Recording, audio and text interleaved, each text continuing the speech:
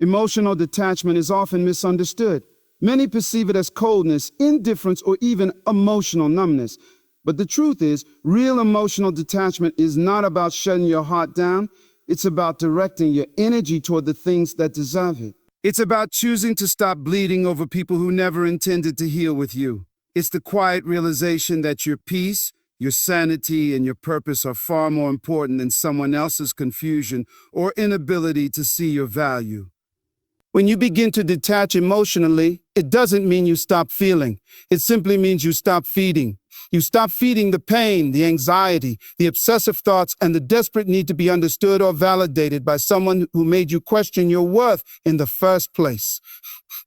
Emotional detachment is the moment when you realize that your value doesn't increase or decrease based on someone else's opinion of you. That's the moment you start reclaiming your power. And power, real power, is quiet. It's not loud. It's not dramatic.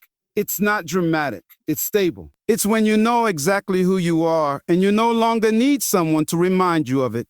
Let him doubt. Let him question everything about you, about what you meant, about what he lost. That doubt belongs to him now. That uncertainty belongs to the one who failed to see you clearly when you were standing right in front of him. You don't have to carry his confusion anymore. Emotional detachment means letting people deal with the consequences of their own decisions without offering them explanations or closure. It means walking away not to hurt them but to heal yourself. And the healing begins when you stop reacting. Every time you react to someone's lack of effort, lack of clarity, or lack of respect, you're handing them your energy on a silver platter. You're saying, "Here, take my peace, take my joy, take my focus." But when you detach, you take it all back. And in that silence, in that space where you no longer explain yourself, no longer argue, no longer try to be understood, you become untouchable. Not because you're heartless, but because you've made a decision to protect what's sacred within you. You've made a decision to stop giving access to someone who only knew how to drain, not to pour. There's a divine kind of strength in no longer needing to correct the narrative. People will assume, they will guess, they will wonder. Let them. That's not your problem anymore. The truth is, when you begin to master emotional distance, you stop chasing clarity from people who were never clear with themselves. You begin to realize that their confusion was never yours to solve. Their doubt was never your burden to carry. And the moment you embrace that, you unlock an entirely different level of inner power. You don't have to scream your worth. You don't have to post it, shout it, or perform it. Just detach. Just fall so deeply into your purpose, your peace, your growth, that they have to question everything they thought they knew about you. Let him doubt who you've become. Let him wonder how you did it. Let him regret taking your energy for granted. That's not revenge, that's alignment. You're not hurting anyone, you're simply choosing you, possibly for the first time in a very long time. And yes, detachment hurts at first, it feels unnatural. Because we were raised to believe that love means giving all of ourselves, even when it costs us our mental health, our sleep, and our self-respect. But that's not love, that's dependency, that's emotional addiction. And the withdrawal from that kind of attachment will shake you. It will feel like losing a part of yourself, but that pain is temporary. What's permanent is the version of you that rises afterward. The version of you that no longer pleads to be seen, no longer waits for a message, no longer checks your worth through the lens of someone who only saw you through their own brokenness. When you detach, you begin to heal. Not because they changed, but because you did. You shifted the center of your universe back to where it belongs. Within you, you stop orbiting around someone else's approval and you start grounding yourself in your own essence. That's where your power has always been. Emotional detachment allows you to return to that place, a place where your peace is protected, your time is sacred, and your energy is given only to what nourishes you. So when he starts to doubt, let him. When the silence grows and the absence echoes, let it. When the memories return to him like a haunting whisper in the night, that's his to wrestle with, not yours. You've done your part. You've shown up, you've stayed longer than you should have. Now it's your time, not to explain, not to react, but to evolve. His doubt is not your responsibility. When a person begins to question you, to hesitate about your worth, to look at you through the distorted lens of their own fears, that's not a reflection of who you are. It's a mirror of who they are. People don't doubt what's unclear. They doubt what they don't understand. They doubt what they're not ready to handle. They doubt what intimidates them. And sometimes your presence, your energy, your honesty, your consistency, it all speaks a language they were never taught to appreciate. So they question it, not because you aren't enough, but because they haven't become enough to meet you where you are. It's a common trap to fall into, thinking that someone else's hesitation is proof that you should do more, love harder, show more, explain better. But what if their doubt has nothing to do with your effort? What if it's rooted in their own unhealed wounds, their own unresolved chaos, their inability to receive something real without sabotaging? The moment you understand that, you stop chasing after clarity from someone who doesn't even have clarity within themselves. You stop giving explanations to someone who never asked to understand you in the first place. Doubt is subtle, but it's heavy. It's not always loud. Sometimes it shows up in silence, in distant eyes, in forgotten texts, in inconsistency. And in that space, you begin to question yourself. What did I do wrong? Am I too much? Did I expect too much? But pause, breathe, and recognize this. People who are secure in themselves do not plant doubt in others. They bring certainty. They bring intention. They bring energy that feels safe. So if someone is doubting you, it's not your cue to shrink. It's a red flag to observe. Because when someone doubts your light, it's often because they've spent too long in the dark. There's a part of you that wants to fix it, to prove yourself, to show that you're worth choosing, that you're worth trusting. But that part of you is operating from a place of lack, a place that was trained to believe love must be earned through effort, performance, and perfection. But real connection, real intimacy isn't about proving anything. It's about being present, being authentic, being whole. And if someone can't recognize that, their doubt is not your burden. It's their lesson. Let them carry it. There's a reason why some people hesitate when they meet someone who truly sees them. It's because being seen is terrifying for someone who's been hiding. Being loved is threatening for someone who's been running from themselves. And so they push away what they need most. They question it, they delay it, they doubt it. And they look at you like you're the problem, when in reality, you're the invitation. You're the mirror that reflects everything they have not healed, everything they have not faced, and everything they never thought they deserved. That's not your fault. That's their internal war playing out in your emotional space. It's tempting to take their doubt personally, to internalize it as a verdict on your value. But you are not here to convince anyone to see your worth.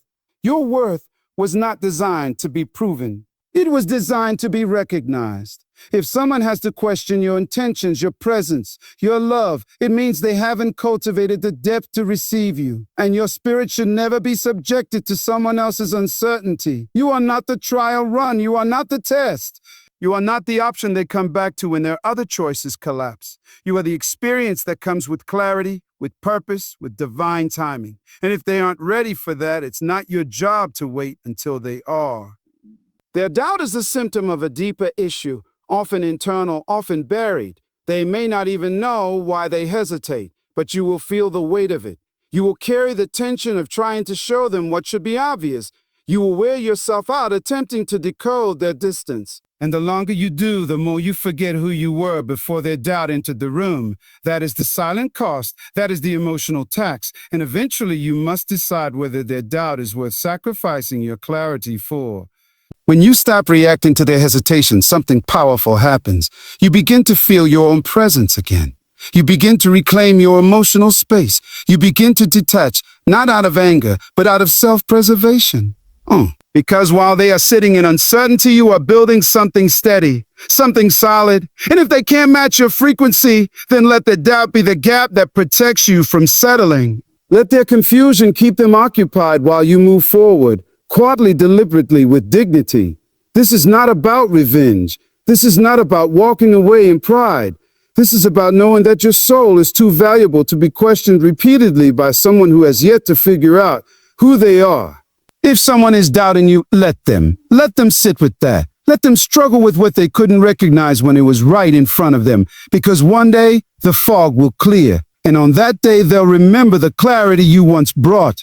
But by then, you'll be long gone, not out of bitterness, but because you finally realized your peace was never meant to be compromised for someone else's indecision.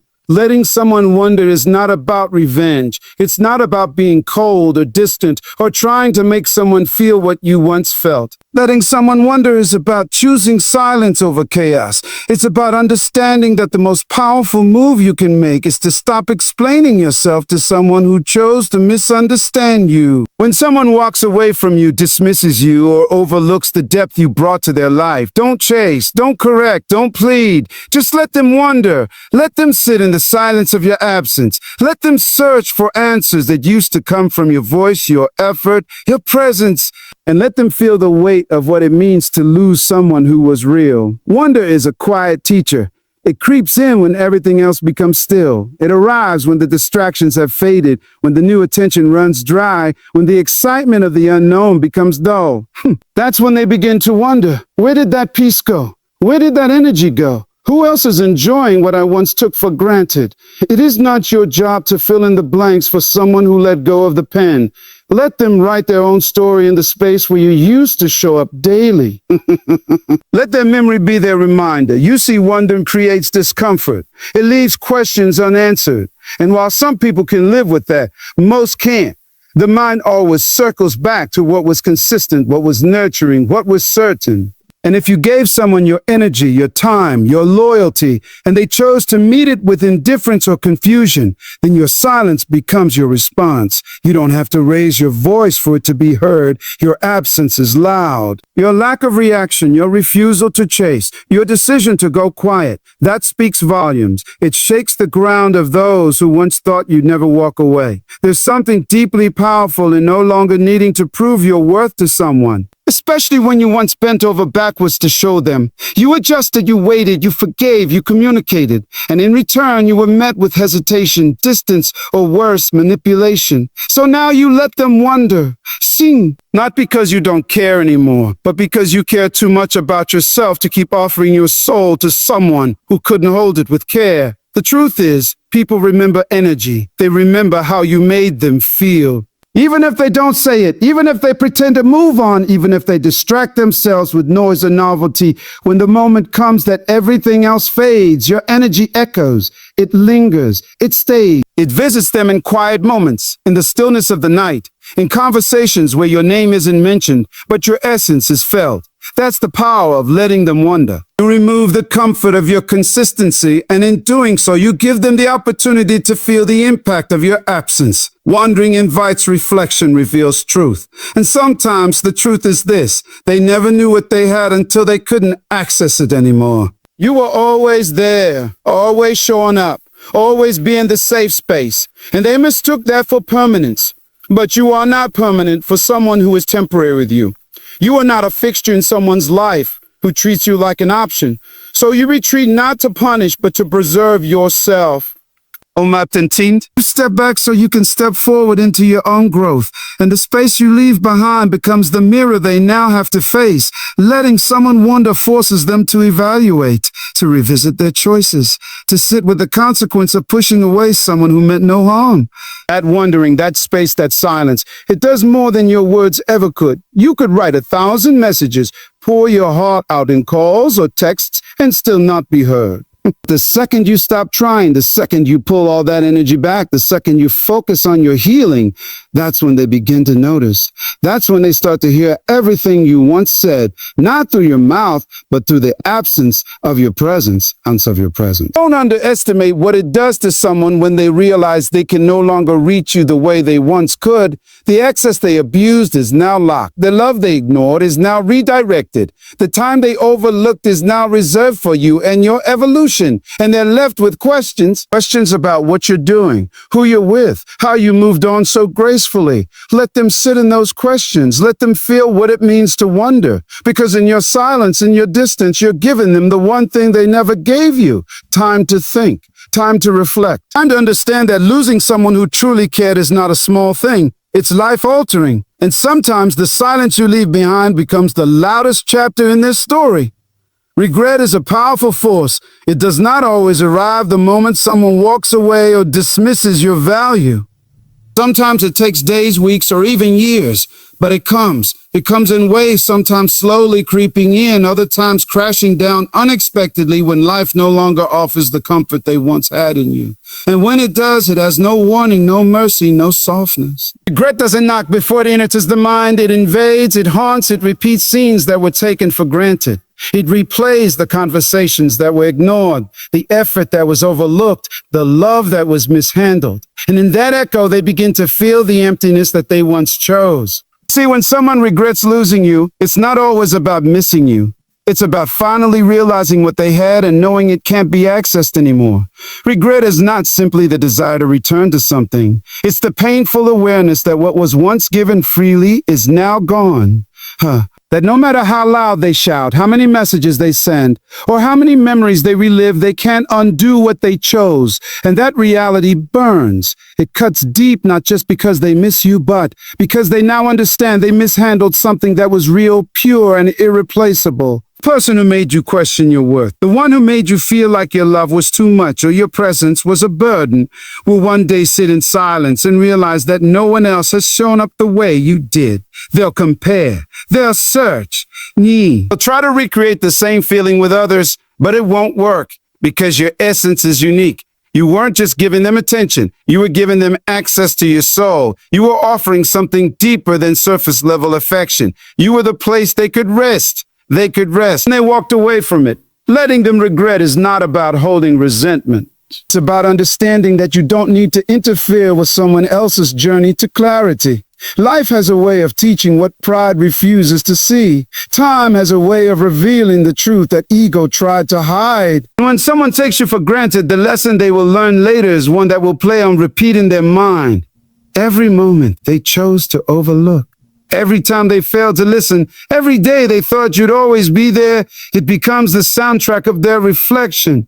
It becomes the weight they now carry in your absence. The most difficult thing is often walking away without closure. You wanted them to see you, to understand you, to choose you fully, but they didn't. And you staying to prove your value would have only drained you more. Sometimes the best response is your departure. The best explanation is your silence. The most powerful statement is not begging them to stay, but showing them you're no longer available to be misunderstood. And in that space, they will begin to feel what they tried so hard to avoid. Accountability. When regret sets in, it doesn't ask permission. It shows up in the form of sleepless nights, in random memories, in the way your name still lingers in conversations, in the music that reminds them of you, in the simple habits they adopted when you were close. Regret is not always loud, but it is persistent.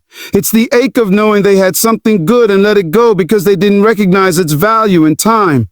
And no amount of distraction, substitution, or denial can take away the sting of what's been lost. Letting them regret is not about wishing them pain. It's about finally choosing your peace over their confusion. You gave chances.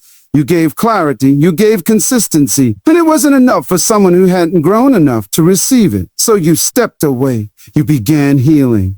Started creating boundaries, and in doing so, you allowed the natural consequence of their actions to unfold. You no longer shielded them from the impact of their choices. You no longer softened the blow of their disregard.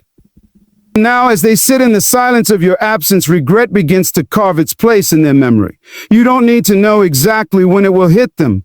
You don't need proof. You'll feel it in the sudden messages, in the strange coincidences, in the subtle ways they try to reconnect. So that you'll also feel something else? You won't need them anymore.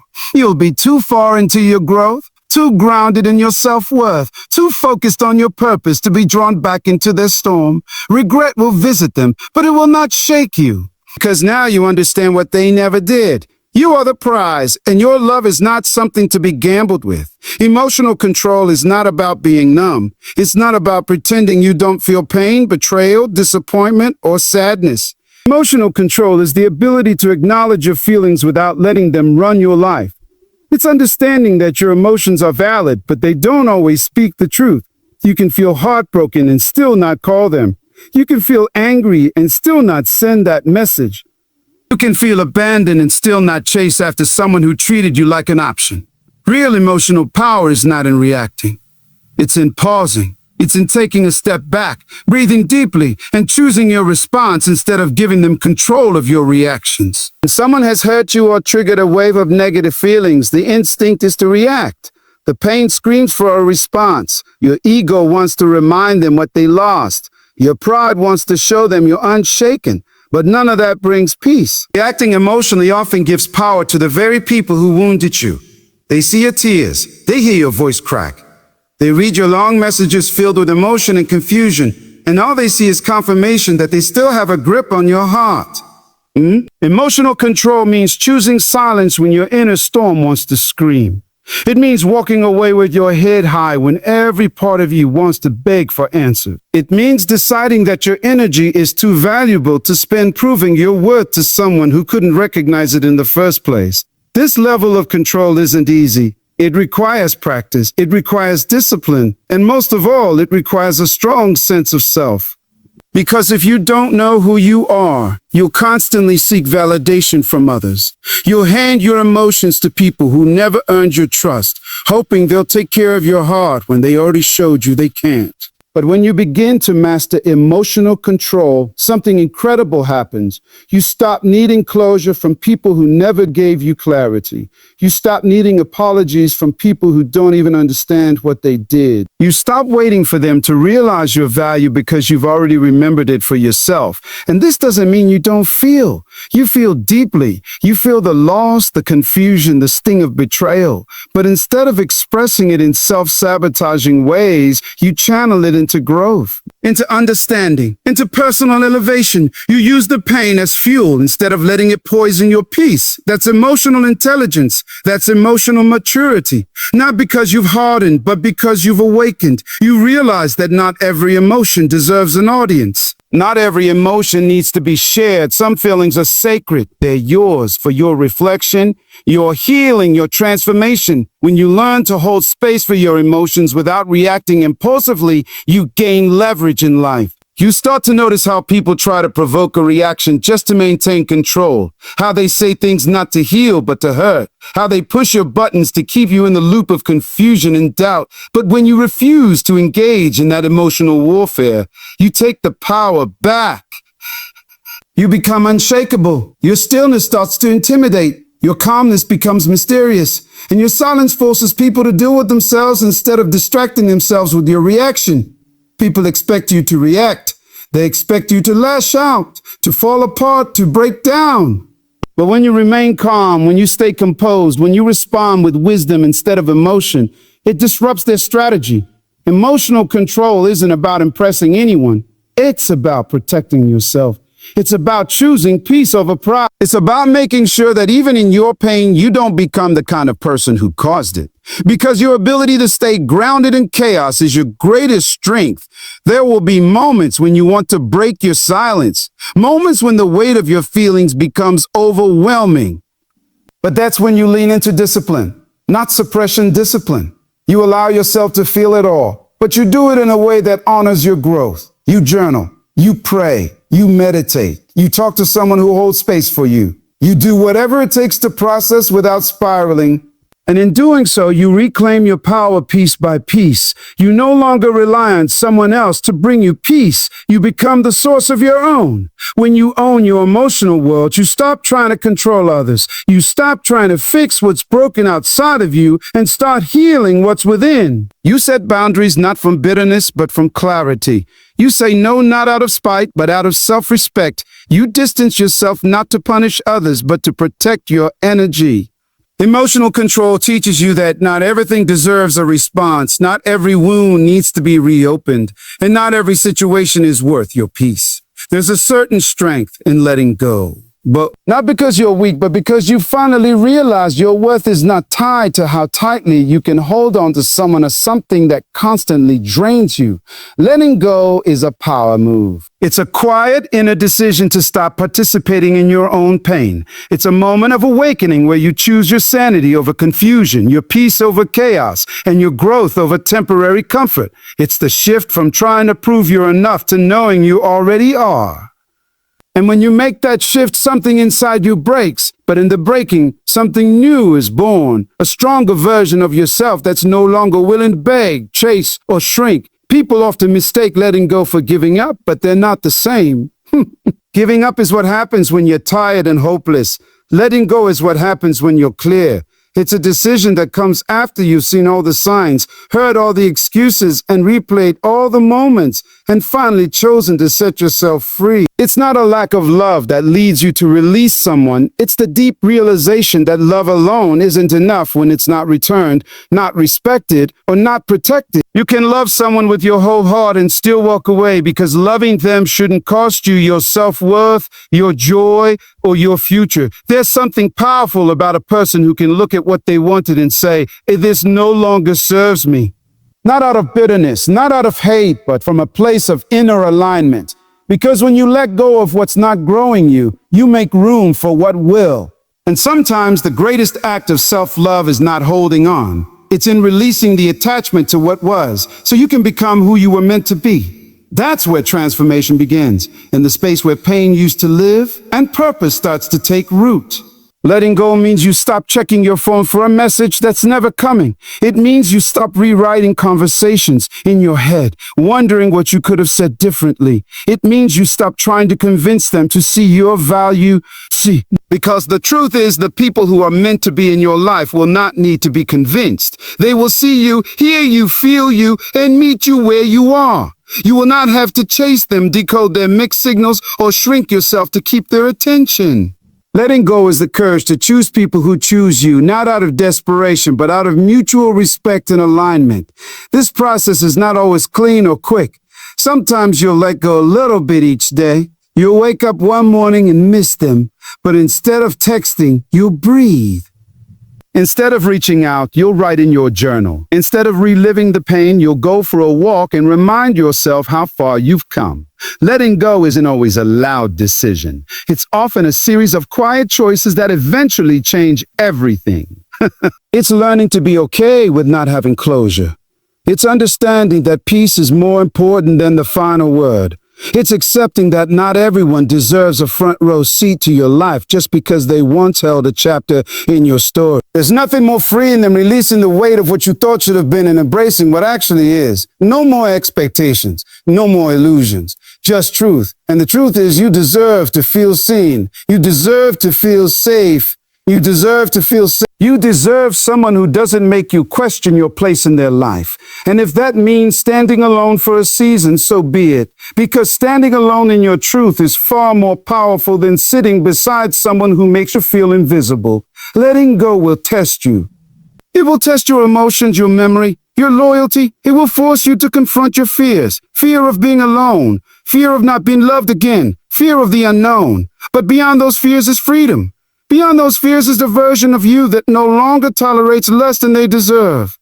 Letting go is the bridge between the old you that clung to pain and the new you that walks in peace. And you cross that bridge one decision at a time. Every time you choose yourself, you take another step forward. Every time you refuse to settle, you rise. Every time you turn inward for validation instead of chasing it outside, you reclaim your power. You'll find that in letting go, you become lighter. Not because you didn't care, but because you no longer carry what isn't yours to fix. You start to sleep better, breathe deeper, smile wider, not because life is suddenly perfect, but because you're finally aligned with your truth. You start to attract better, you see clearer, you feel stronger.